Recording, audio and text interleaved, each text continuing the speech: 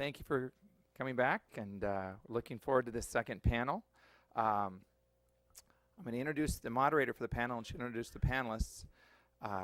Dr. Giuliana Campanelli is a graduate of Cambridge University. She was a member of Trinity College there. She studied under the Nobel laureate Professor Stone there. Later she went on to teach for 18 years at the University of Bologna, and now she teaches at William Paterson University in economics. And she's the moderator today. Professor Campanelli. Thank you very much, Michael.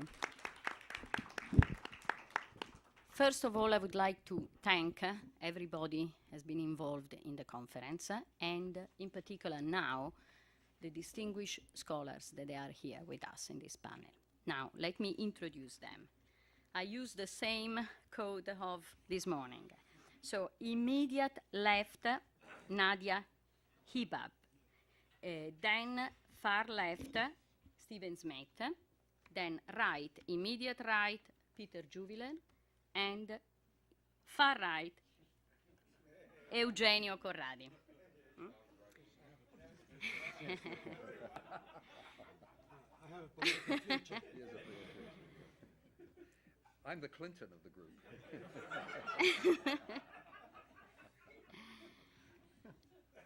Now, I should follow probably the same order of the program. Professor Peter Juviler. I was afraid you'd say that. Oh, wait, microphone. Now, microphone. Few things about Professor Juviler. Professor Juviler is a professor emeritus of political science and chair of human rights program at Barnard College, Columbia University. His main field of expertise are comparative politics and human rights. Among his contributions to the field of human rights, we find religion and human rights, competitive claims, and freedom's ordeal, the struggle for human rights and democracy in post-Soviet states. Second panelist, Juan Corradi. Eugenio Juan Corradi is professor of sociology at New York University and also director of the Center of Latino American Caribbean Studies, acting dean of the Graduate School of Arts and Science, and more recently, executive director of Villa La Pietra in Florence. Now, among his writings, we find books like Opinion sur in Argentina, Ideology and Social Change in Latino America, The Fitful Republic, Fear at the Edge. Third, Stephen Smith. Stephen Smith is professor of economics and international affairs at George Washington University and director of the research program in poverty, development, and globalization. He has been consulted for numerous agencies, including the World Bank, the International Labour Office, the World Institute for Development Economics and Research. His main fields of research are development economics, labor economics, and economics of organization. His writings include economic development and the end of global poverty, which is a forthcoming book. Then we have Nadia Hijab. She's director of development analysis and communication services. Her work covers human development, human rights, gender, and the media, and her clients include Columbia University, United Nations Development Program, United Nations Children's Fund, United Nations Population Fund, and the World Bank. Her writings includes books like Citizen Apart and The Arab Debate on Women at Work. Now, the title of the panel is Globalization, Challenges and Opportunities, the Next Phase. Now, I'm an economist, and we always assume something. So today, I'm assuming that globalization exists. Today, alumni said that globalization is a reality. Kavan said isolation is not an option.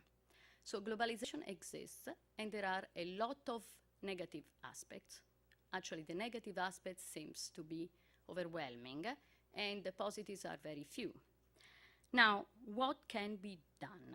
We have in particular three questions, okay, for the panelists and later on for the concluding remarks.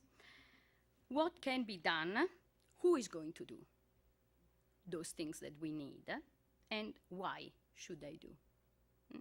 Now, as an economist, needless to say, I bring my own perspective.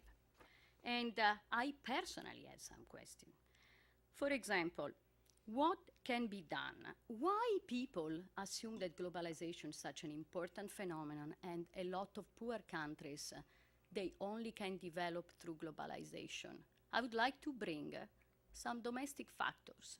It may be, as today actually, Professor Frank said, that there is a local way to develop. So why, this is a conference on globalization and we should put a lot of emphasis on globalization, but please let's not forget the domestic aspects.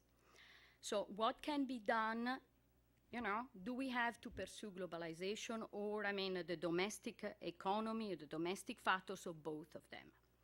Second, who is going to do the change? It's not clear to me who is going, to do the changes. Governments, international organizations, multinational corporations, individuals, all of them.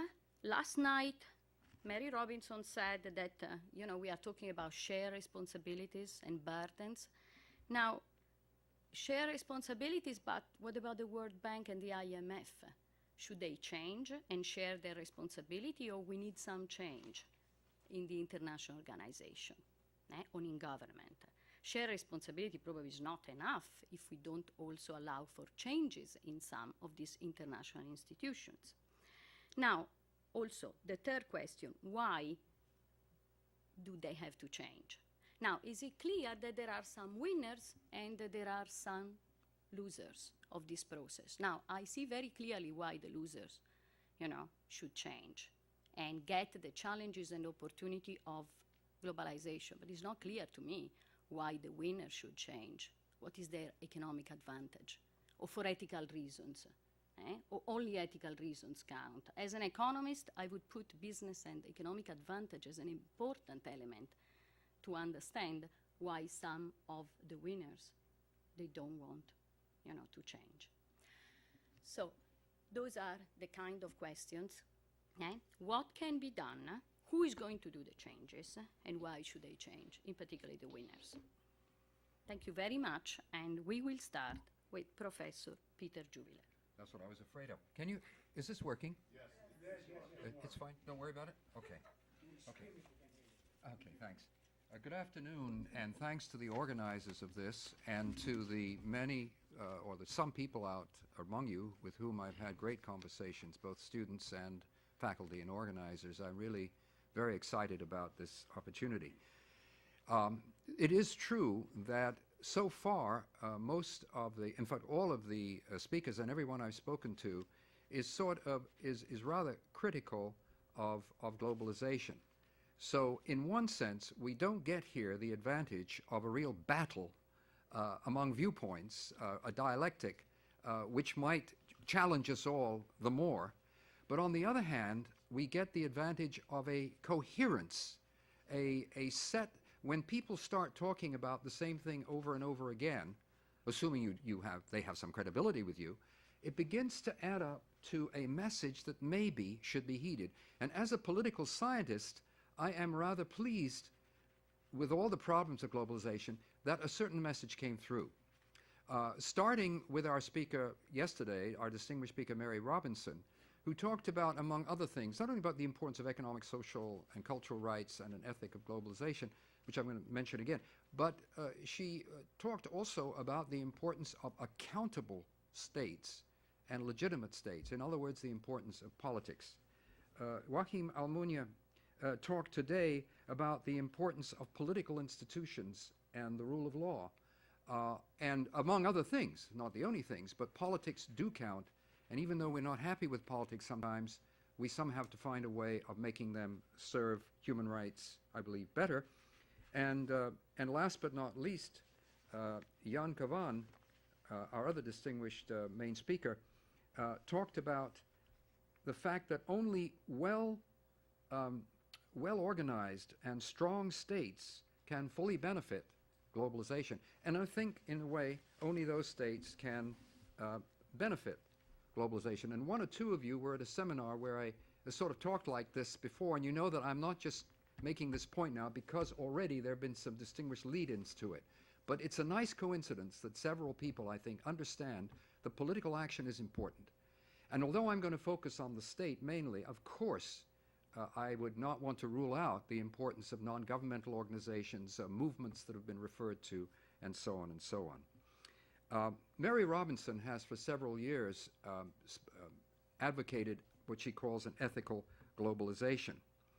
And my sense of this, my question was really how to achieve this, and I'm just one of many of you who is asking this question, students, faculty, and so on, specialists. And my sense is the following, that when I look to Sam Huntington, who is a very esteemed colleague, and he talks about the clash of civilizations. Many of you, how many of you have read? Of course, I saw some, yeah. This man has the, I think, the distinction of having the most publicity for an idea that the most people disagree with that I've ever heard. But you remember what his point was. His point was that the world is really increasingly divided along fault lines of culture, because the culture defines civilizations. It could be religion, it could be other matters. My point, and I think one or two have heard this already, is that the world actually right now, in terms of the globalization, is really being divided into by what might be called a clash of prioritizations. It sounds rather complicated, but I'll explain right away and come back to it at the end. This clash is fueled by globalization. And I think the clashes go across Huntington's fault lines. And I think they feature, first, competing ethics of purpose. The ethics of purpose being profits versus social justice, in my terms. I think those are the main competing ethics. So we've got an ethics of purpose. And secondly, competing ethics of process. Ethics of process. Namely, one extreme ethic is more like hands-off business, or let the market do its work. And the business ethic is what makes globalization work and what's going to save the world from poverty, etc. And the other process is forms of regulation that must be at least substantially political. Regulation for stability and social justice. Now, where does the state come in? There has been a debate among people studying globalization about how important the state really is.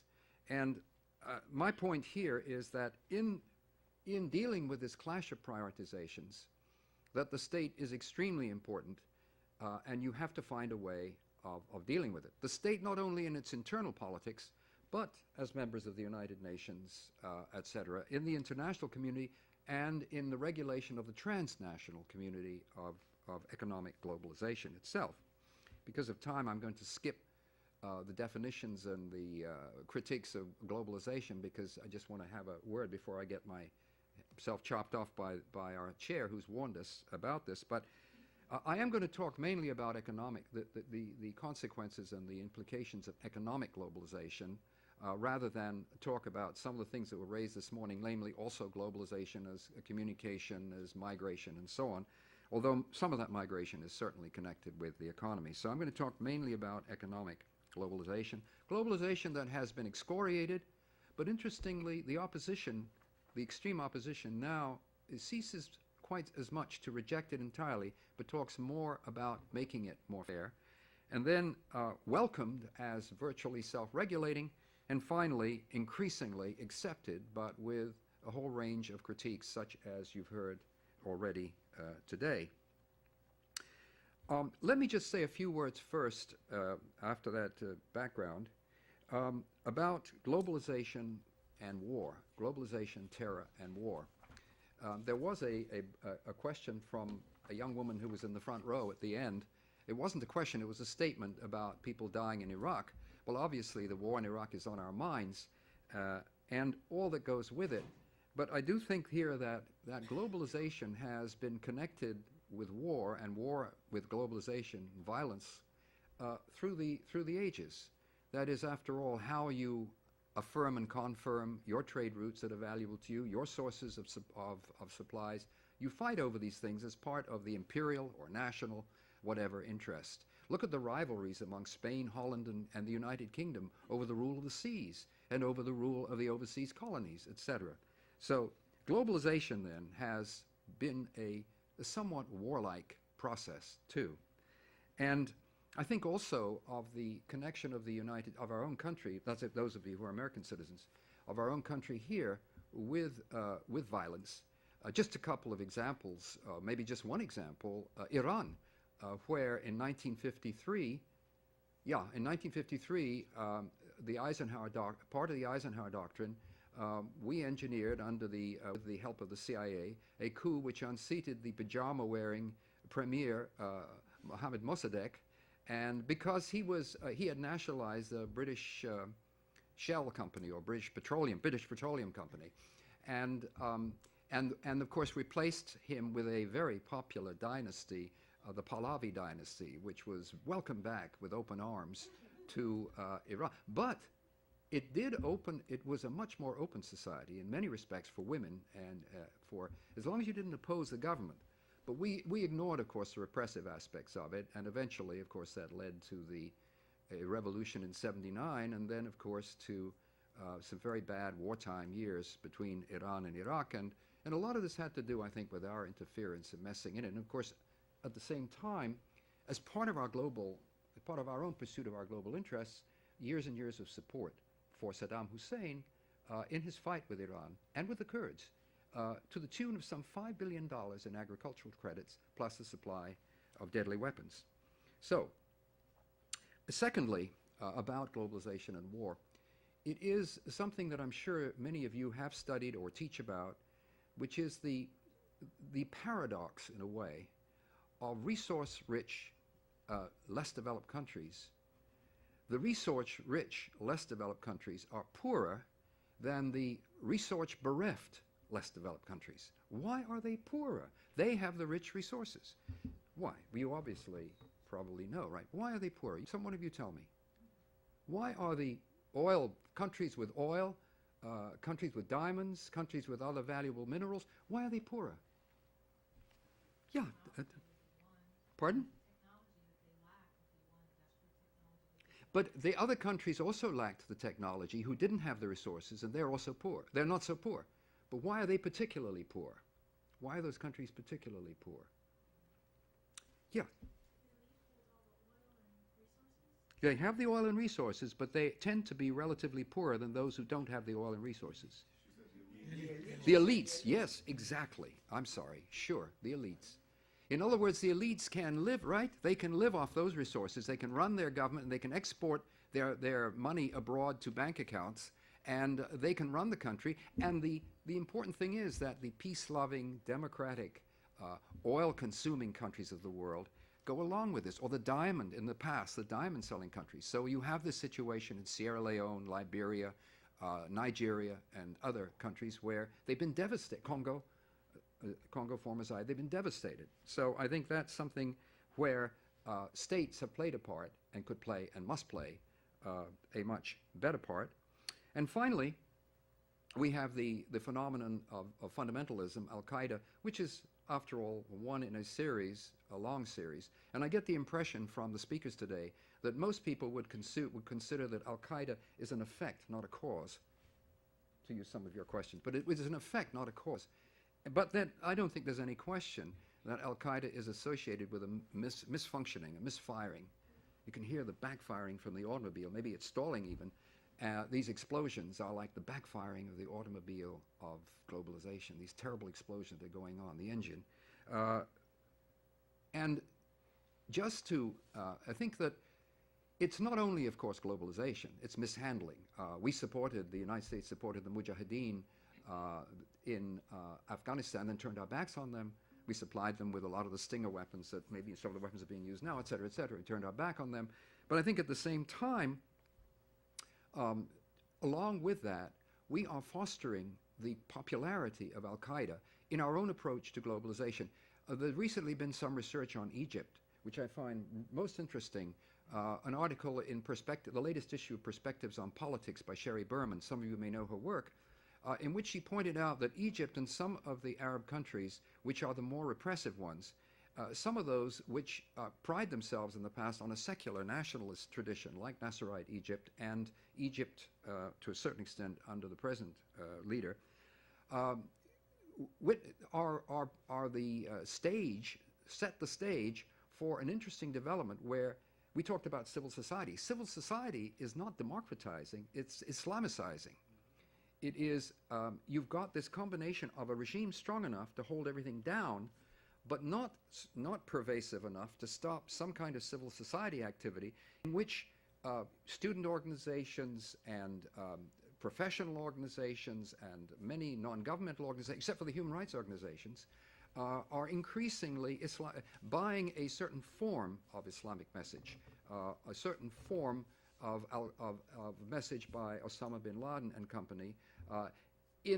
And so you have that generation, that boiling, that pressure cooker in some of these countries, and I think quite a lot of it has to do with the dissatisfaction generated by Westernization. Bernard Lewis is no friend of Islam in the sense of that everything can be blamed on the West. He sees a tremendous number of faults in Islam, but he does say in a recent article, Lewis, from Princeton, I think, almost the entire Muslim world is affected by poverty and tyranny. They are widely attributed to America. Whether or not it's true, that's up to you to decide, but they are attributed to America, and we don't effectively combat that by either stopping our causality of that, or perhaps countering the whatever might be false impressions. The poverty to U.S. exploitation, now thinly disguised as globalization. The second, that is to tyranny, to America's support for many Muslim tyrants who serve the U.S.'s exploitative and strategic purposes. So we do, the second largest recipient of foreign aid after Israel is Egypt, where all this is bubbling and boiling. And of course that supplies no dearth of candidates for various other violent activities. And I think that this particular phenomenon, this combination of frustration, humiliation, and repression is the pressure cooker that in political terms definitely has to be dealt with, and that will require rethinking of policy by a great number of people, including rethinking in a way of our particular role in the Israeli-Palestinian dispute. I'm really pained because Israel is might one time or other have been a second homeland for me, or maybe a third homeland. But I am concerned that from the beginning of the occupation after the '67 war of the West Bank and so on, that that from that very beginning we turned a blind eye in the United States to the settlements. And that's single most, I think, the most devastating and difficult problem is the settlement issue. And that all coming together in the context of the way globalization works is a really tough situation to deal with. Okay, going on. I just have about another 8 minutes. No? No? 3 minutes. How much? Three, about three. You said 20. Yeah, Well, I started at 20. 25. I started at 25, so how many minutes have I got? Another three. Okay.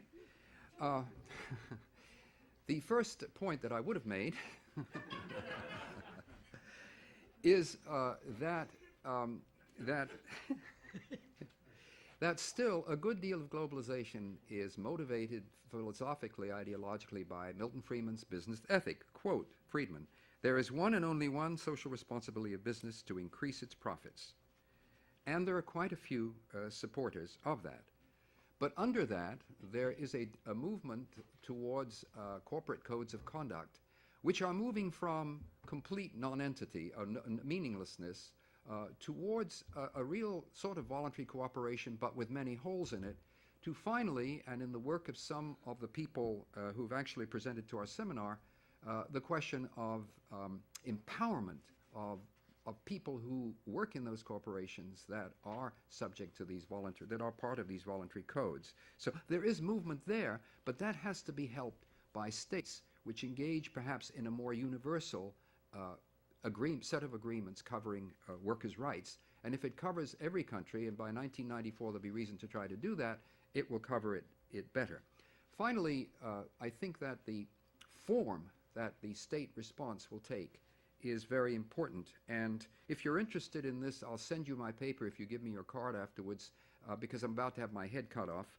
But I think that first of all, the first point is, and it's really summing up what was made before, the first point is the importance, in a way, of democratic state development. We know that democracies don't always work very well, but the importance of these state development with a empowerment of people who stand up for economic, social, cultural rights. Secondly, to follow the teaching of, I think, William Schultz, whose book, In Our Own Best Interest, is a very good book. He's the head of Amnesty International. William Schultz, who believes in what he calls communities of rights. That is, on the one hand, democracy furthers human rights. On the other hand, human rights observance helps further a democracy that will, in some ways, deal with some of these problems of globalization. The international community is another place where the states will act. You've heard about the United Nations role and its importance, the importance of the accountability of the World Trade Organization and the IMF and the World Bank. All of this, you heard today about the problems with subsidies, the failure of Cancun, and the need for rethinking on the part of states as to what they're going to do through these organizations. Finally, conclusion. Okay, this is about half a minute now. No, quarter of a minute. There are strong, I'm going to read this, because there are strong human rights-based and practical arguments for better reconciling competing ethics of purpose by balancing profits with social justice and ethics of process through socially equitable, democratic communities of rights and the public accountability of intergovernmental organizations. No justice, no peace. Check out the preamble of the Universal Declaration of Human Rights. That's essentially what it says. Not only on the streets, in other words, but in the universal document. No justice, no peace. Thank you very much, Professor Juviler, for your interesting thoughts. And now, Professor Corradi, please. Thank you very much. I'm very honored to be here, and I thank you. I thank the organizers for what I think is a wonderful conference, a day of exchange of ideas. I'd like to begin sort of very modestly with a couple of anecdotes, and then sort of derive the meaning from them. In 1952, a woman by the name of Eurídice da Silva left a very marginal part of the northeast of Brazil, Pernambuco, on a truck with her children, not her husband, and ended up in the direction of where development was taking place, which is in the area of Sao Paulo in Brazil. She stopped and found some housing, one room for all of them, in the island of Guarujá, a resort near Sao Paulo.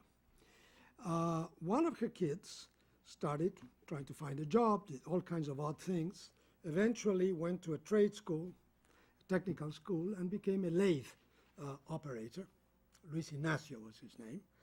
And as time went by, his brother was also involved in some of the sort of marginal areas of the metal trade, of the metal union workers, through the lathe operation. He became a union organizer. This was by the time of the military regime in the 60s, he led a series of very important opposition to the policies of the regime, eventually founded a union that counted among its members 400,000 people. And in the 1980s, he founded, on the basis when Brazil was beginning to re-democratize, the Workers' Party in Sao Paulo, in Brazil.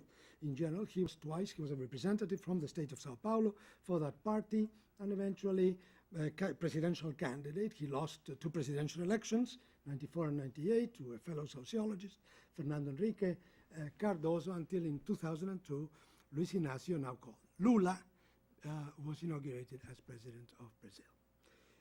This is a story of a biography in the context of development in the period of accelerated globalization. It has, by and large, a positive tone and a happy ending. A second anecdote is a friend of mine recently, another sociologist, was lecturing in a university, in a regional university in Spain, near Palos de Moguer. Palos de Moguer is important because if you remember, that's where a man not liked by the locals, the Pinzons, left for America in one of the great spurts of globalization in 1492. And he was observing, this friend of mine, in present day area, the saffron harvest. In the saffron harvest, he observed, he expected maybe people who are collecting the saffron, you know, the stem from this flower, that's a crocus, to be like the old traditional, we all read, Garcia Lorca, the Andaluces de Jaén, or people like that, or Moroccans maybe from North Africa. No, these were all blonde women with kerchiefs on their heads that actually were women, some of whom had been in office workers, some were nurse technicians in the past in the native Poland. This is a story which is more mixed, this anecdote. It takes place in another phase or period, or it's another aspect of globalization. And so what is positive and what is negative is very mixed, depending on who tells the story. Whether some groups of people from a situation of acute marginality or being ignored become participants, even as workers. Doesn't matter. To be exploited is better than not to be exploited in that sense, as our friend said this morning. And in other cases, and that's an experience of geographical, intellectual, and social mobility. That's one aspect of globalization. The other one, the story of the saffron pickers, is in fact the story of downward mobility in many ways, because these are people who have been ejected from a society that had a particular structure, and that was through processes of the collapse of state socialism and so forth, eventually, essentially deconstructed. And so the fragments have to adjust the best they can. So the civilizing, the integrative aspects of globalization are always mixed, in my view, with the destructive aspects of globalization. It is in itself not an entelechy, not a single process, not a one-dimensional phenomenon, but a partial, multivariate, contradictory, sometimes reversible, very complex set of factors. I'd like to point that out. So it's not something that is entirely positive or entirely negative, vis-a-vis which one must take a position of for or against, but a complete a field of contention, a field of conflict, a set of fragments of a puzzle that is waiting or has to be shaped. And it is the differentials in power as to who can shape this process that I'd like to point to. The third comes from the country where I was born and raised. An example, in what is still my apartment, in the Barrio Norte of Buenos Aires, 2 blocks away, there is a Spanish consulate. And during the last 2 years, in the middle of the crisis of the default, every morning when I went to get the newspaper, La Nación and the Buenos Aires Herald and so forth, I saw staying from the night before, a 2-block-long line of Argentinians whose ancestors had been from Spain, waiting to get to file for a document to be able to go back to Spain and reclaim, because of the use, a certain interpretation of the jus sanguinis, to become Spaniards, undoing in a certain way what was a Lula-like process of 50, 60, 100 years before. Many of these who eventually went back to Spain were resettled in ghost towns that were abandoned by their grandparents in Spain in search of higher economic prospects and possibilities in the then booming Argentina. So this is a third example of the complete admixture, the reversal of fortune, as it were, that in people's lives globalization produces. And that's what one of the things I wanted to emphasize. As a process, it is discernible, it can be studied, but it is fragmentary, contradictory, reversible, complex. It's something that needs to be given shape. And it depends very much on which side of the divide at a particular moment you fall, how you assess who are the winners, and who are the losers in this process. To stay a little bit more with Argentina and elaborating a little bit on the insights like Robert Dahl has done of Hobbes as a vision that sometimes in politics what drives people are the memories of the nunca más, of what shouldn't happen, that is fears. Tell me what you're afraid of, and I will tell you who you are in many ways, or identities sometimes are forged in reaction to painful collective memories. In the economic side alone, in 1989, 1990, 1991, 1992, finally 1993, Argentinians were recovering from the fear of a kind of economy and society fairly closed that for a good 40 or 50 years they that had proven to be inviable.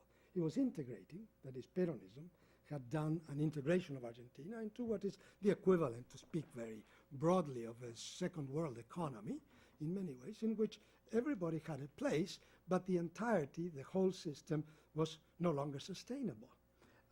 And part of the manifestations of this unsustainability were the periodic bouts of hyperinflation. Economic disorder was impossible. There were two major problems, a nightmare for these Argentinians. One was the inflationary nature, the ferocious struggle for redistribution that expressed itself in an inflationary spiral. That's number one. And second was the failure, the bankruptcy of the entrepreneurial state. That is a state that tried to run public services and so forth that would not deliver, either electricity, or the trains didn't run on time, and so on and so forth. Utilities would not work and so forth. So because they didn't want that to happen again, they subscribed, as it were, they gave a blank check to a president that, in a surprising volte-face, managed, that was President Menem, to say, now we're going to join the world without any kind of obstacles or problems. Let's globalize. Argentina will join the first world, etc., etc. And so it did two things to solve the nightmare of the nunca más, of the economic nunca más in Argentina. And that was, we will solve the problem of inflation by tying by having a currency board, by tying the peso to the dollar, which is very much what Ulysses did, if you remember, in Odysseus, when he had to go through Scylla and Charybdis, which is to tie himself to the mast so that they could navigate the world. And it's essentially, it's getting handcuffs and throwing away the key. That was a solution to inflation in this. The solution to the problem of the failed entrepreneurial state was to rapidly privatize, and privatize in what, to put it politely, some Argentines call in an untidy way. And this untidy way created, of course, a mirage for a while. It worked very well, of the prosperity, the growth, and so forth, borrowing very heavily and the like of the 1990s. That proved in turn, and this was the showcase of globalization aggiornata, that is up to date. That collapsed with the default that you all know. And in the default that a lot of these people were sort of cheated of their savings and were thrown out. Although in the process of the boom, many of them were also excluded, but lived out of sort of state handouts and so forth, again in an unsustainable way.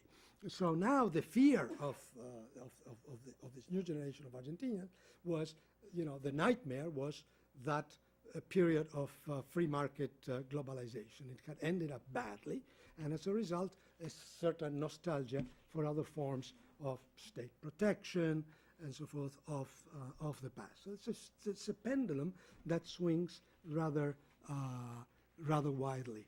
And the issue is, how can these processes, be sort of tamed? How can the effects of abrupt changes, anomic changes, be blunted? That is what I wanted these little anecdotes to focus your mind on or towards. What I see happening at this moment, that is at the end of one more phase of globalization that has not ended very well in Latin America, and particularly in the Southern Cone, is that what this has resulted in is a sort of an attitude in many cases of let's throw the baby together with the bathwater. No? That is an attitude of rejection, but I would call it in general a looming crisis of legitimacy. And that is because, and I will close, I don't know, I have until, a few minutes, 5 minutes, 7 minutes, with another sort of anecdote, which is in my recent trips to Argentina. I was doing the rounds of the private and public universities and the institutes of research here and there. And one thing struck me, I will not name the institutions, in two very distinguished private universities of Argentina, I was able to participate in the interdepartment, just witness, not participate. I have my own institution for that. Squabbles of departments, and I noticed that in one, in particular, the economists in the Department of Economics in that particular university, in a faculty meeting, made two very interesting statements. One is that they were very proud and they wanted a huge raise in the budget. Of course, that the position of that department in some kind of guide of prestige or scale of prestige that is published, I think, in Cyprus for economists, that they had graduated to something like 60th position in the world, which was very proud for an Argentinian department. The second one is that they were not interested at all in publishing their papers in Spanish. They only publish, they say, in English in American publications.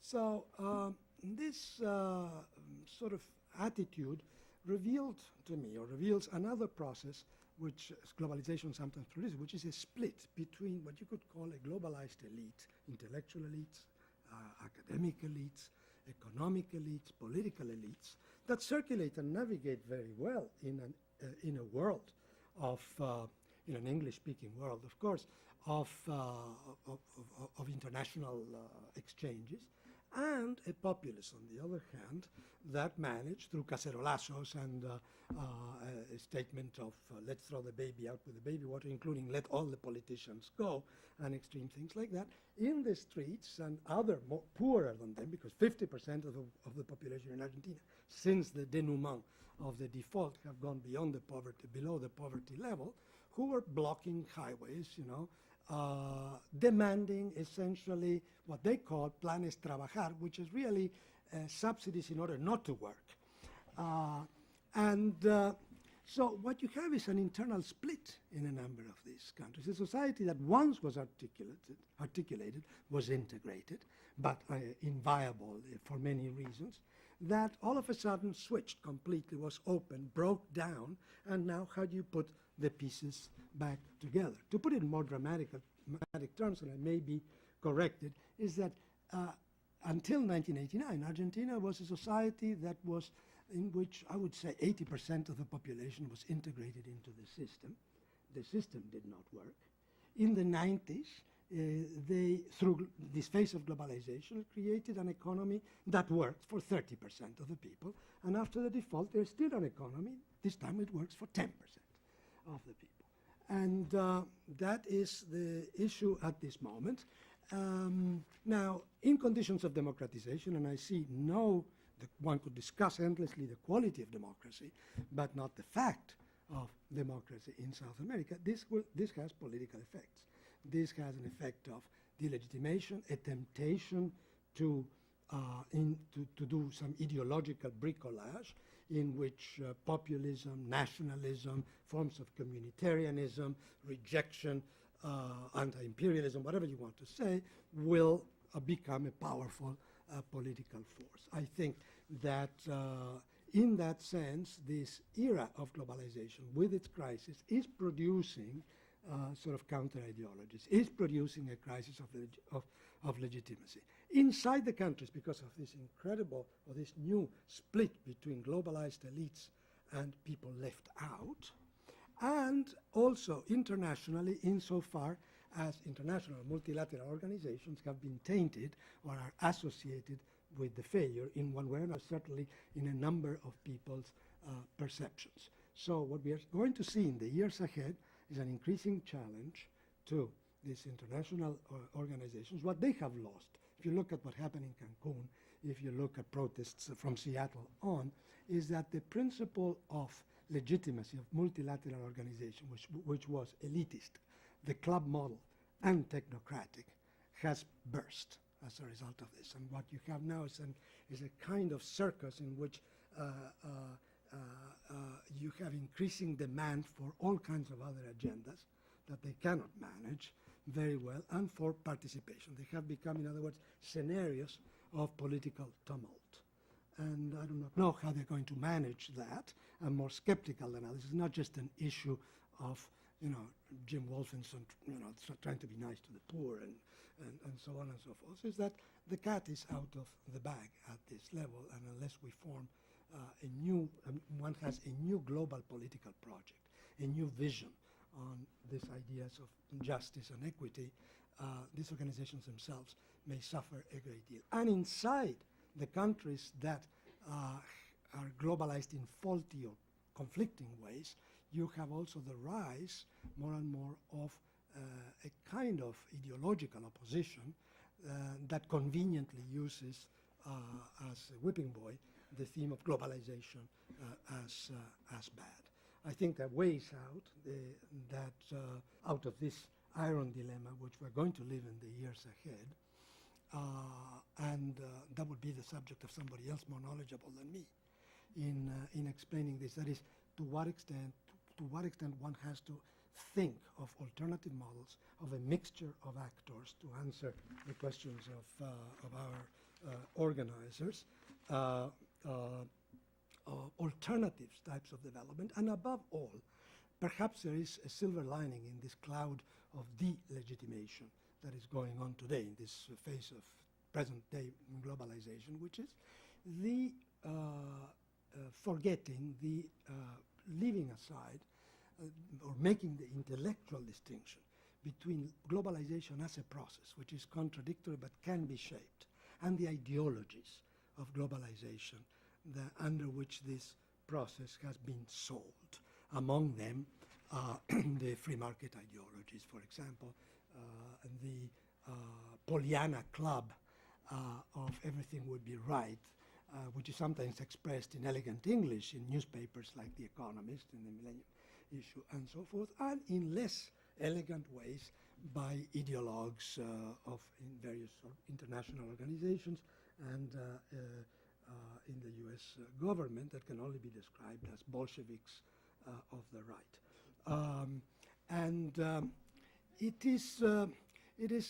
This is an ideological struggle in search for an alternative model of legitimacy. I think the real issue ahead is it would require technical papers, it would require ideological, it would require political finesse to avoid, to manage this looming crisis so as to get the best out of it and avoid the throwing of the baby with the bathwater. Because in many cases, what the sponsors of globalization say may be right. After Cancun, somebody said on the globalization side of the debate, those who proclaim this as a victory, what is a victory for the anti-globalizing movement, may prove a defeat for many of the poor people. In other words, one should never forget that there are mechanisms and that there are processes in globalization that could be channeled in a proper way. In other words, what I would like to see is more of the Lula stories and fewer of the Argentine or the Polish saffron picker stories. That is, I think, the arena of conflict in the years ahead. It would require very steady hand. It would help, of course, if the leading countries and the leading country had a different government. Thank you. Thank you very much, Professor Corradi, for your interesting speech. And now, Professor Smith, please. Okay, well, first of all, I'd like to thank the organizers of the conference for putting on such a wonderful conference, first of all, and for inviting me. I appreciate that. It just occurred to me a moment ago I could use this to have a little plug for my conference. So in late April, last Monday and Tuesday of April at GW, we have a conference on the role of non-governmental organizations in achieving the Millennium Development Goals.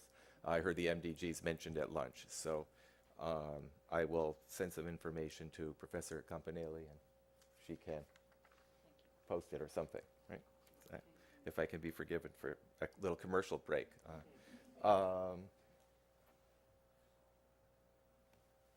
Right. So it's Halloween, of course, so it's getting to be late in the afternoon on Halloween, and I don't know, some of you will want to leave and go trick-or-treating. So maybe I thought what I should do is to make the main or final point first so that you at least hear it if you leave.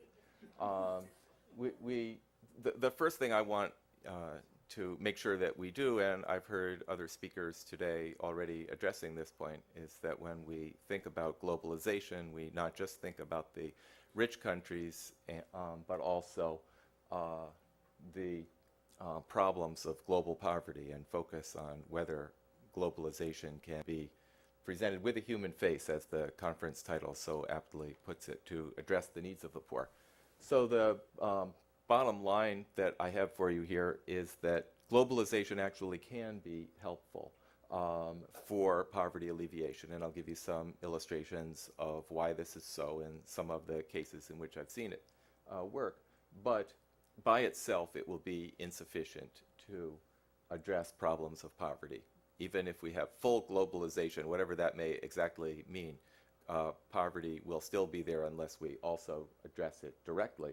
But on the other hand, by working to directly reduce poverty, alleviate poverty, we can also help the developing countries and the poor themselves to have more of an opportunity to take advantage of globalization rather than be bystanders or even victims of it. And the good news is that there are a lot of poverty programs out there that really work, contrary to what you possibly might have heard. There's a lot of programs in some of the poorest countries in the world that are making a very positive difference today, and if I hope to have time at the end, I can give you some illustrations of that. So that's some good news. So I guess you could think, since it's Halloween again, is globalization for the poor, is it more of a treat or more of a trick? I see it as potentially more of a treat in the end than a trick, but be careful. Check your candy first. You know, the basic advice that we give going out on Halloween. Check your apple, make sure, before you eat it, right? Okay, so before I go further, I should probably say something about globalization, what we mean by it. Obviously, there are a lot of cultural aspects that we've heard about today as well. English as a global language, for example. Arnold Schwarzenegger is in Calcutta as well as California, something of this kind. But I want to be more narrow in the way that I think about it. Since I'm an economist, I want to focus on some of the economic dimensions. And so I see 5 major ones, at least 5. Maybe you can add to my list. But the first 2 are probably fairly obvious. International trade becomes more and more free in some respects. International finance, greater flows of loans and other forms of capital around the globe. but also the emerging global factory in which firms produce in many countries around the world, and indeed even produce a single product in many countries around the world, depending upon where the skills are and how much they cost, right? So that's an important part of globalization in which multinational firms are playing a very active role. Fourth, in some ways, I think the fourth reason, I'm not sure why I listed it fourth, since I think it's possibly the most important, but I think the fourth reason or fourth dimension of globalization is in some ways the most important, the most exciting, and that's the free flow of productive ideas, right?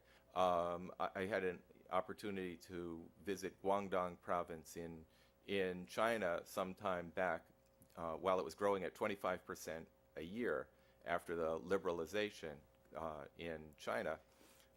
And it was very clear that there'd been a huge dam, if you want, around the borders of Hong Kong, and it was damming up capital, right? And so the dam broke and capital flooded out from Hong Kong to Guangdong province and accelerated the growth. But what really impressed me more than the capital was the flow of productive ideas. People just didn't know how to make things productively on the other side of the Hong Kong border.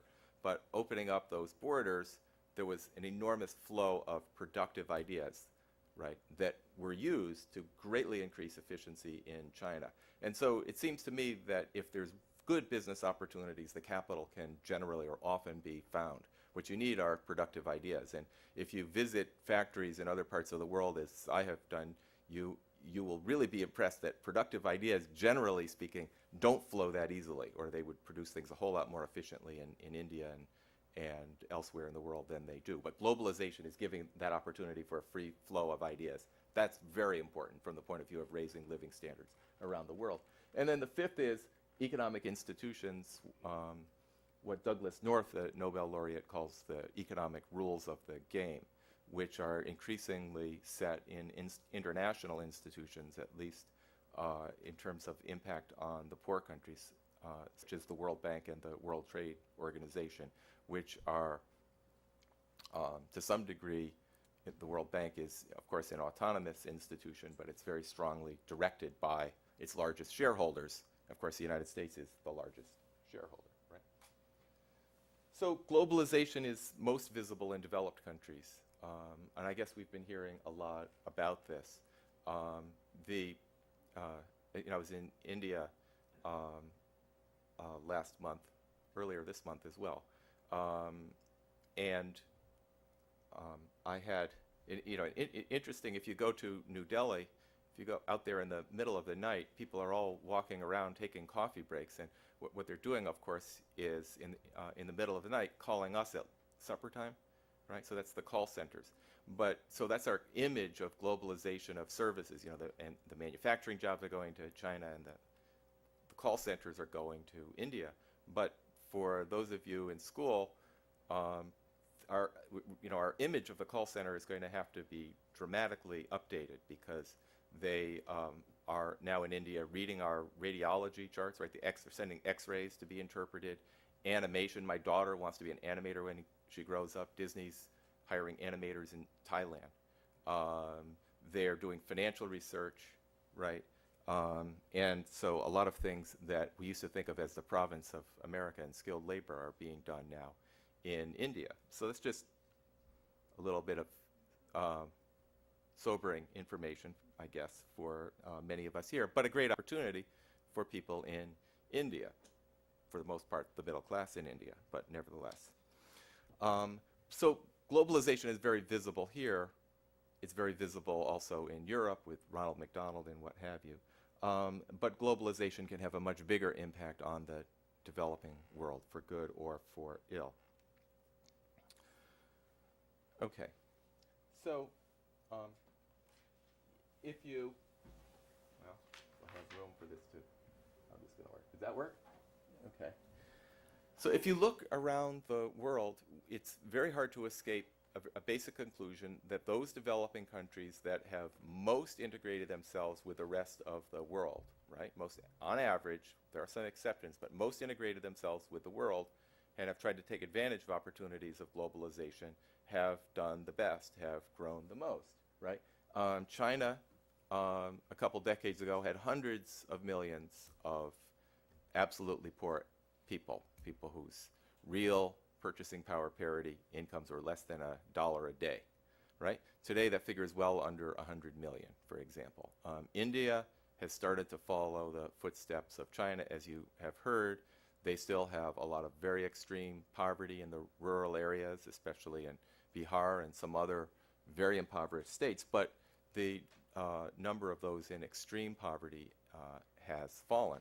This sharp contrast with Africa, which trades much less with the rest of the world, where poverty has dramatically worsened in the same period of time.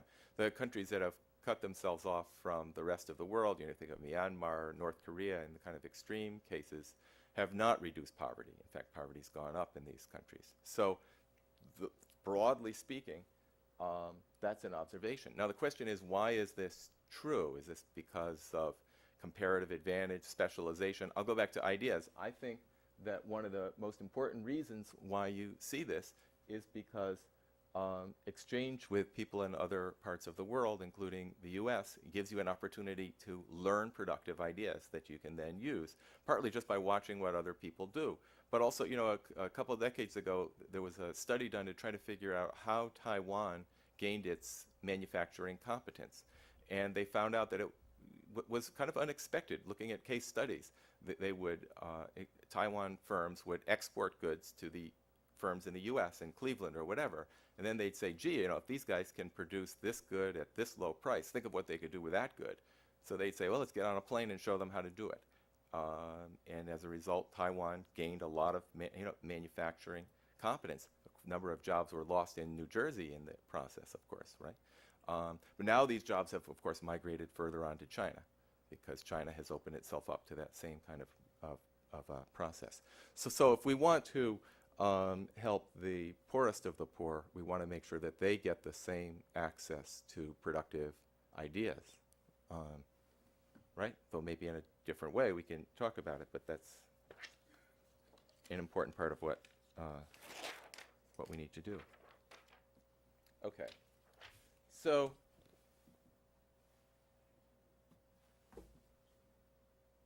clearly, well, let's see. There we go.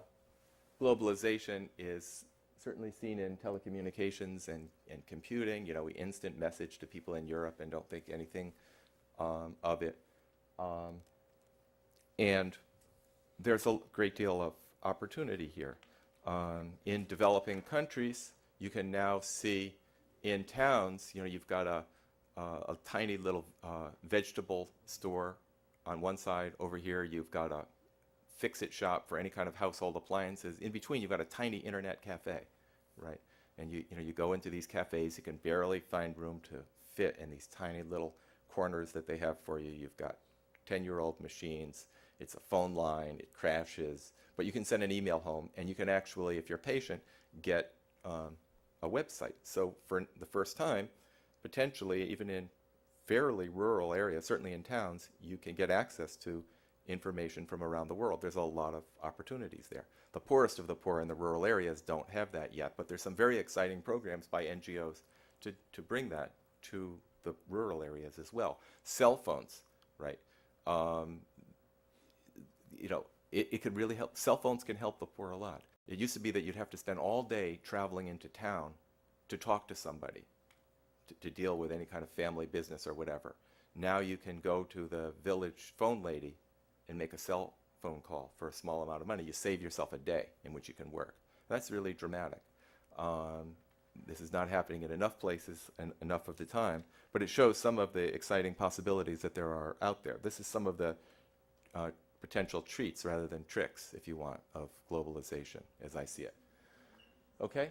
But it's not enough. It's not enough, certainly. I mean, this is very helpful for people who are I don't know, not the poorest billion, but the next couple of poorest billion, right?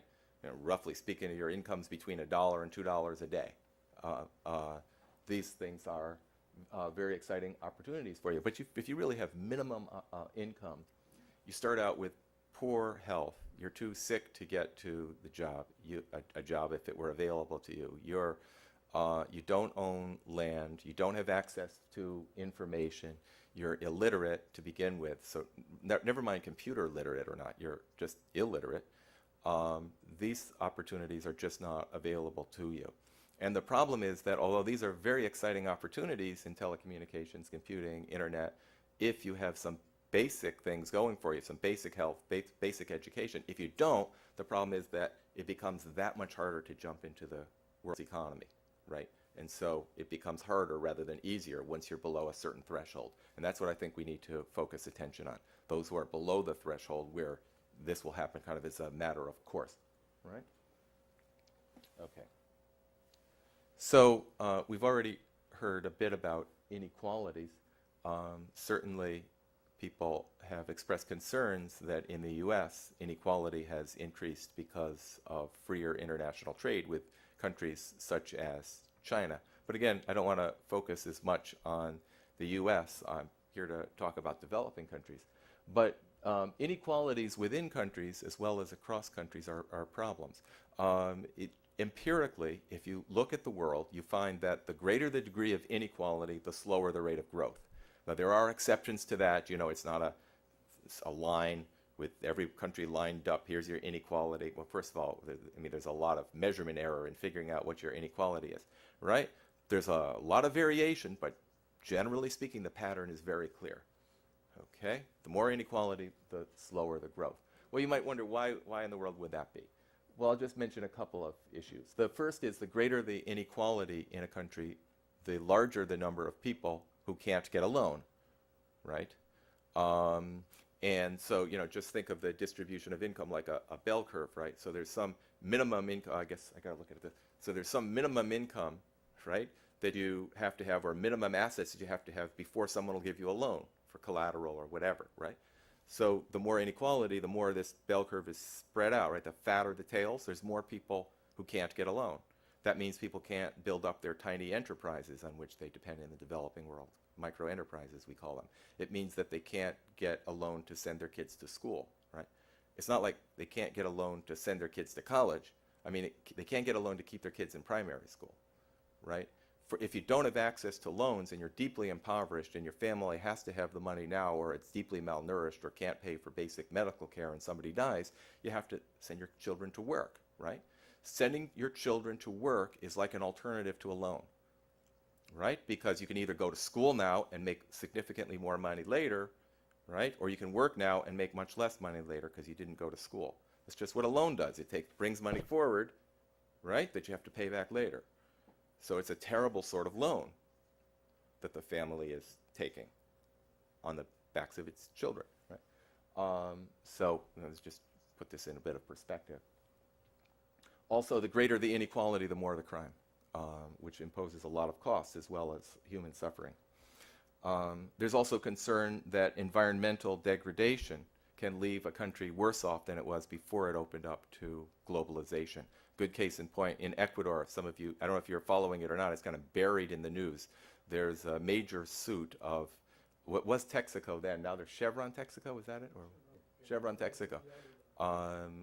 It was beautiful, pristine area of Ecuador. I don't know if anybody has been to Ecuador, but they did oil exploration there, took out the oil, sent it home. A few people in Ecuador got rich, not the people who lived there.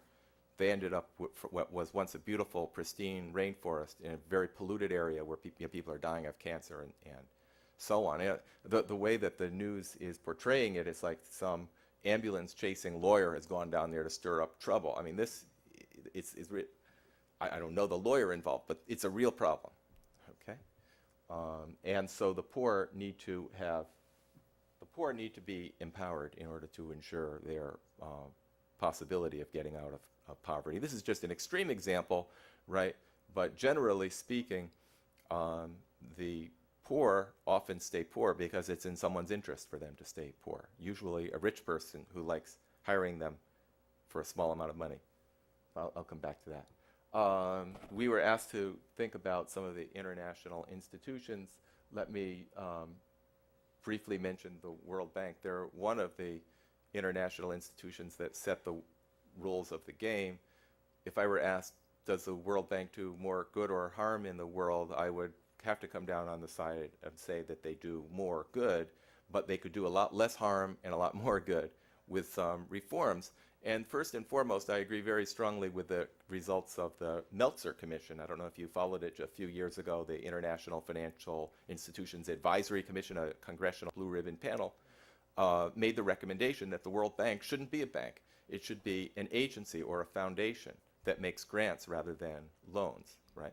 I strongly agree with this because consciously or unconsciously, as the World Bank, you're supposed to be out there giving good advice for the country to develop, but you're their banker, you've made them a loan. Your advice is in some ways going to be shaped by the fact that you're out there trying to get the money back, right?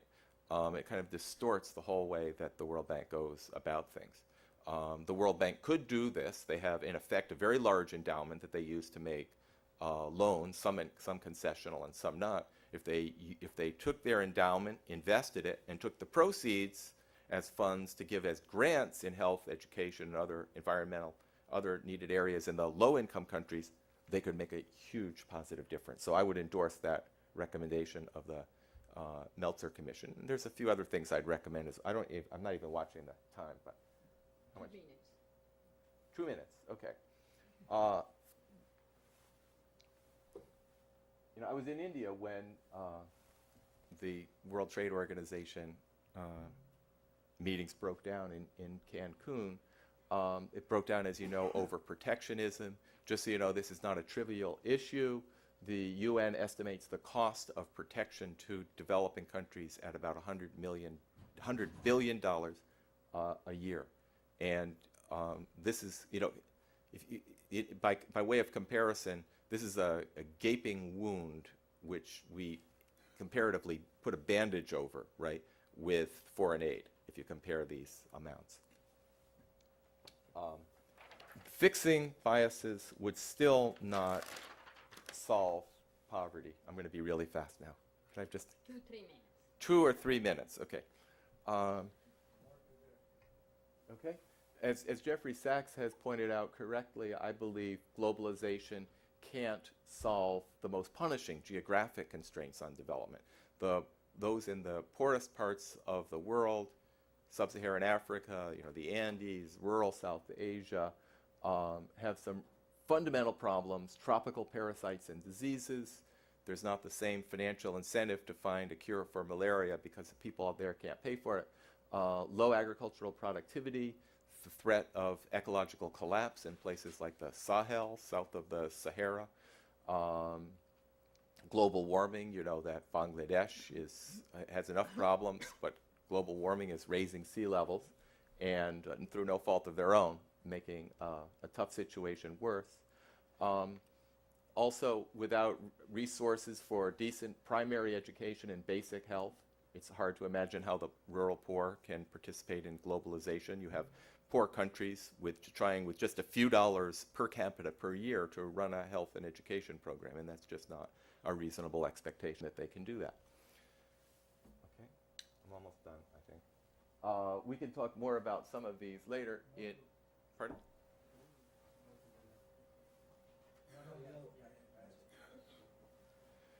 So I believe this is a framework loosely constructed on some of the ideas of Amartya Sen, that in order to overcome the poverty, the poor need 8 what I call keys to capability, right? Health and nutrition, basic education, skills and access to new knowledge and technology, including the internet, basic insurance, credit for working capital, for family emergencies, a non-degraded and stable environment, access to functioning markets. That's an assumption, usually, that speaking of assumptions in economics, that there are markets there and they function, and that's an unwarranted one in many cases. Opportunities to acquire and securely hold productive resources, including land, which the poor are often denied. Freedom from coercive exploitation and terror. Here again, as Mohammed Yunus, the founder of the Grameen Bank, told me in Bangladesh a month ago, the poor in Bangladesh are often poor because the rich benefit. And that was a very concise way to put it. And the poor are often held really in bonded labor by one name or another. And globalization won't break you out of bonded labor. Full participation as a member of an empowered community. So here are the 8 keys, at least as I think of them. This is what you need to get out of a poverty trap. If I have time later or there are questions, I can talk about poverty traps. But few, if any, of these 8 keys are automatically provided by globalization, or if they are, I don't see how, right? Unless you're very fortunate to be in an area that already has become part of the global communications and the like. But all of these keys will also help unlock the potential for the poor to participate in the benefits of globalization, right? Then later, if I have time, I'd love to talk about some of the poverty programs that I've seen around the world in the last 6 months, in the Andes, in Bangladesh, in India, in East Africa, and in Egypt and elsewhere. I visited a number of poverty programs that are very effectively helping to supply these keys to capability. So this kind of pessimism that you hear that there's nothing you can really do and it's hopeless, that's an unfounded, very much unfounded view, right? So then I may or may not have convinced you, but in summary, once again, globalization can be helpful, right? But it's insufficient, certainly insufficient by itself to address problems of extreme poverty. But if we work directly to reduce poverty, developing countries can increase their ability to reap some of the promises of globalization. So thank you. Thank you very much, Professor Smith. And now, the last panelist, Nadia Hijab. Well, thank you very much, and I almost feel like apologizing to you because it's I'm the last speaker on the last panel of what I'm sure has been a long day, but I'll try to be brief and hope to make my subject interesting for you. The last conference I was at that dealt with globalization, and there have been many around the world over the past several years, was the Association for Women's Rights and Development conference in Guadalajara in Mexico, actually last October. And the topic of the whole conference was reinventing globalization. And the hottest item at the conference was this, and I brought it with me to share with you. I don't know if you can see it. Globalize this, they said, women's rights and development. And at the back, it reads, envision a world without poverty, without violence, without discrimination, a world where everyone's needs are met and their human rights are protected, a world where women's rights are both a means and an end of development. Envision it and then globalize it. So I think globalization does give us an opportunity. I'll just get rid of this t-shirt. Does give us an opportunity and a challenge. And the opportunity is that we can globalize human rights. And the challenge is how to do it. And so I want to briefly, since I used to work with the UN development system, I want to briefly look at how the UN development system is dealing with the question of human rights and give a couple of examples from the field. And then I want to reflect a bit with you on the value added of human rights in development and also in understanding and resolving conflict. I think we've come a long way since the early 90s. I remember that's when I started at the UN system. In the early 90s, they wouldn't touch, the development system would not touch human rights with a barge pole. They thought it was a prickly political issue. You leave it to the Center for Human Rights, and I know you had the former High Commissioner of Human Rights yesterday, and the development system dealt with development, let the Center for Human Rights deal with human rights. And in fact, the development system was kind of reflecting the division that happened in human rights shortly after the Universal Declaration of Human Rights was passed in or adopted by the UN in 1948. Human rights are supposed to be indivisible, but shortly afterwards, they were divided into 2 sets of rights: civil and political rights on the one hand, economic, social, and cultural rights on the other. And there was a convention, an international convention for each set of rights. And to this day, some governments in the North, particularly the United States, still like to think of human rights as being equal to civil and political rights and refuse to deal with economic, social, and cultural rights. And some governments in the South still push for economic, social, and cultural rights at the expense of civil and political rights. But I'm happy to report that as far as the UN development system is concerned, we're in a different place today. One where human rights are seen as important to development and where all 5 sets of rights, civil, political, economic, social, and cultural, are beginning to be incorporated into development programs. I think probably you could say that UNICEF, the UN Children's Fund, led the way by adopting a human rights framework for the development work in the mid-90s. UNIFEM, the UN Fund for Women, has begun in the last few years to focus on specific areas of rights for women, economic rights, political, and social rights. And UNDP, the UN Development Programme, is now actually collaborating very closely with the Office of the High Commissioner for Human Rights. So we've come a long way. But development organizations still face the challenge of understanding what it means to integrate human rights into their own development program, What does it mean to do rights in development? And actually, they've been trying to come to grips with this, and at an interagency workshop in May, they did adopt a common understanding of what this means.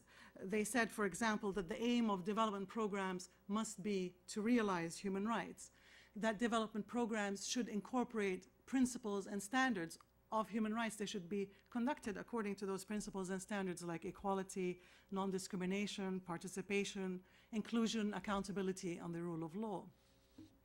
But still, for your development officer in an international agency or in government still doesn't know quite what that means when they come to design a development program or to implement it or monitor it. What's the difference between a good development program and a development program that promotes human rights? And actually, that was the purpose of a recent assignment I was on as part of a program UNDP, the UN Development Program, has with the Office of the High Commissioner of Human Rights. We traveled to Bosnia and Herzegovina to work with the UNDP office there and to try and understand what it meant to integrate rights in development and to what extent their program actually promoted human rights. And I just wanted to share with you a couple of the insights we had from that trip. One was, when you're doing development, is to understand which groups in a country are excluded from development and why, which is something you were touching on a bit. In the case of Bosnia, for example, where they've had a very bitter civil war, as you know, refugees are being resettled in their hometowns and villages. But these hometowns and villages have been ethnically cleansed. So you have a situation where refugees are being resettled in a place where they're now in a minority, in some cases where they used to be in a majority. Bosniaks or the Muslims, the Serbs and the Croats are each finding themselves as minorities in a certain place. So that's one thing, and it's a very tricky situation. It's one thing that the development programs or projects that agencies are trying to take into account, how to deal with the fact that these people are now minorities when they promote like small business, or when they strengthen civil society groups so that they can advocate for their rights. They try and be sensitive to the fact that they're minorities now. But groups excluded from development are not just minorities.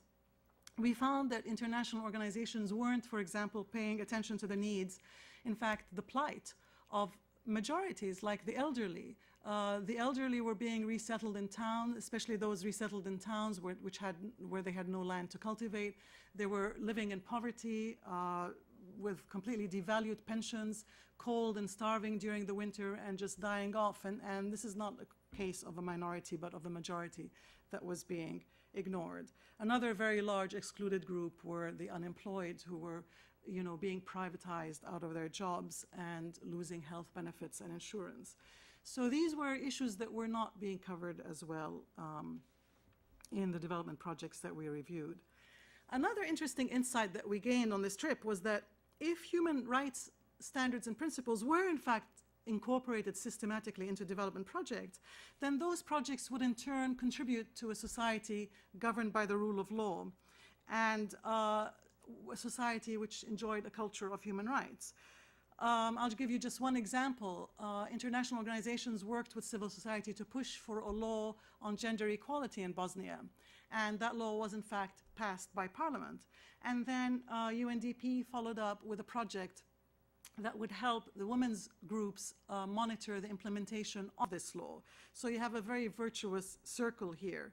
And that gave us the idea that if development projects could play much more of a role in bringing the law to life in the lives of people, in the lives of citizens, that could perhaps be the most important value added of human rights and development. But for that to happen, development practitioners themselves would have to have the capacity to understand and incorporate human rights standards into the projects they supported. But the concept had a lot of power for us. The idea that you could help citizens understand and own the law and hold governments accountable for its application, and at the same time enrich the law through the experience of applying it. And just broadening out from that, when you think about it, what is the real power of human rights? It's not just that they define the minimum standards that human beings need to live in dignity. It's also that these principles and standards have been translated into the law through a series of international conventions that have fleshed out the Universal Declaration of Human Rights. And most countries have signed these conventions, and as has been said, most of these conventions, and has been said before today, the US is the exception, not just not signing a lot of these conventions, but also now beginning to unsign some of the conventions that they had signed. And when a government signs these international conventions, they give them the force of law in their country. However, here's the thing. If citizens aren't aware of what the conventions say and what their rights are under these conventions, then they won't be able to hold the governments and corporations accountable under the law. By the same token, if they are aware of the law, if they take hold of and own the law, they will contribute to a society that's governed by the rule of law. And the point I want to make is that the need to uphold international law applies to a country's foreign policy as well as its domestic policy. Because one of the outcomes of globalization is that the citizens of any country, and especially a country like the United States, a superpower like the United States, can no longer afford to live with a government whose foreign policy is so glaringly at odds with the principles and values that its citizens uphold. I've actually sat with several groups of Americans, and I've asked them to list the principles and values that are important to them in their daily lives and that they believe that they can practice because they live here in the United States. And here's some of what these Americans say to me: freedom, equality, education, diversity, tolerance, opportunity, respect for the rule of law, and democracy. Now, of course, and I go on to point out to them that these are not just American principles and values, they're universal. And there they are in the Universal Declaration of Human Rights, and they've been translated into international conventions that can be used to protect citizens in the states in which that have ratified these laws. And here in the US, citizens may soon have to turn to international law to protect themselves, given what's been happening to national legislation in this country and what it's doing to civil liberties. But very few people are familiar with international law.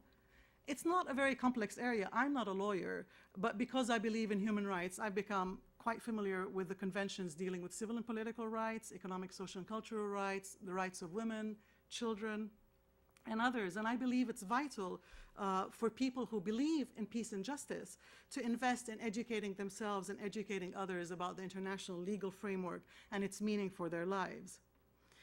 And I've tried to think through the advantages so I can convince others of the advantages of investing the time in learning about international law.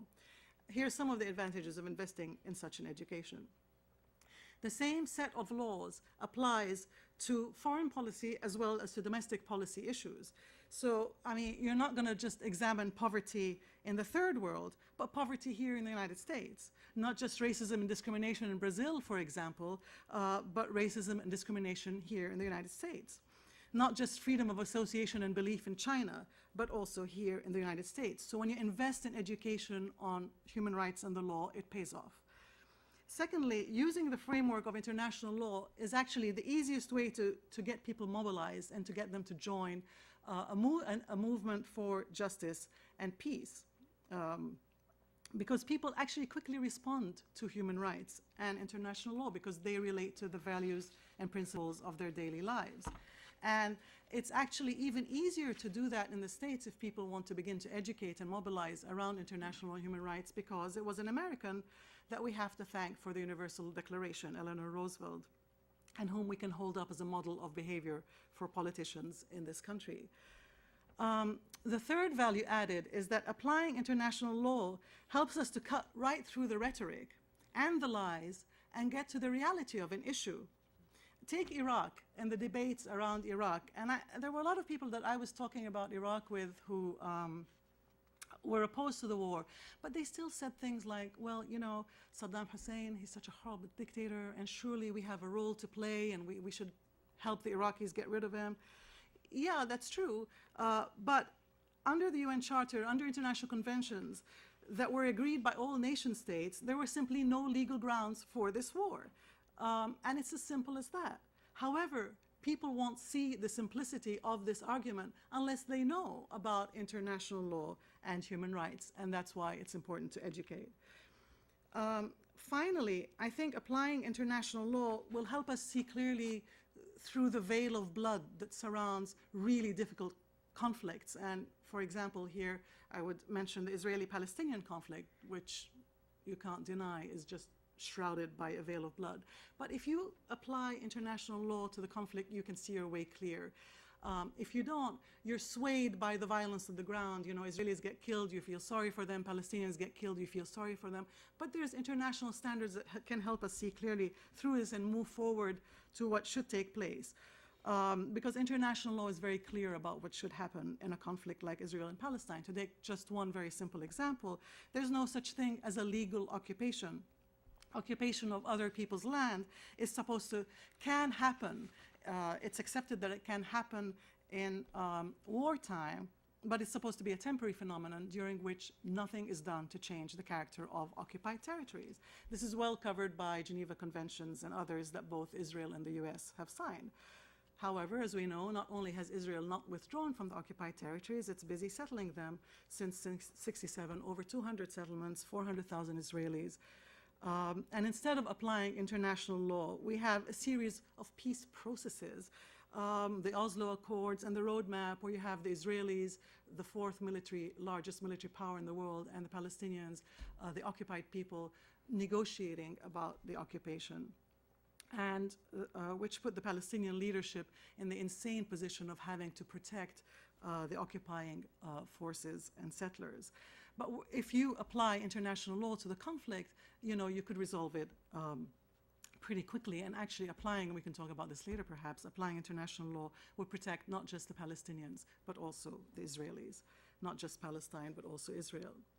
So to sum up, I've covered a wide range of topics here, moving from development and human rights to conflict. But I think the challenge for citizens of any country, and especially of this superpower country, is first, better understand international law, second, educate others about the law, and third, hold their governments accountable for human rights at home and abroad, and organize to change policies that violate international law at home and abroad. And I think that really we must take hold of and own the law, because if we don't uphold the rule of law, we will be ruled by the law of the jungle. Thank you. Thank you very much, Mrs. Hijab, for your interesting speech. And now, if you have any question, please, before asking the question, introduce yourself. Okay?